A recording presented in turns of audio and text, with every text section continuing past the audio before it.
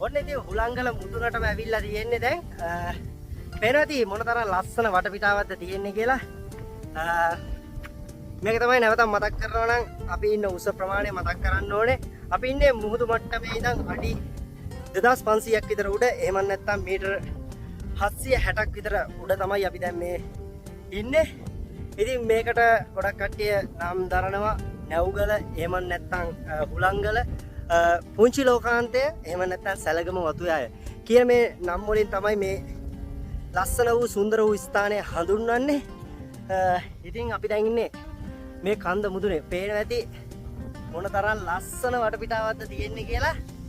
ඉතින් අපි දැන් කන්දෙන් වහිනවා තව චුට්ටකින් මේ පරිසරවලට එන්න. හැබැයි ඇවිල්ලා මේ පරිසර විනාශ නම් කරන්න එපා. මගේ කලින් වීඩියෝ වල පවා මම කියලා තියෙන එකම එක දෙයක් තමයි මේ පරිසර වලට ආපුවාම මේ ලස්සන පරිසරය ආරක්ෂා කරන්න ඕනේ. මොකද මේවා අපේ වස්තු.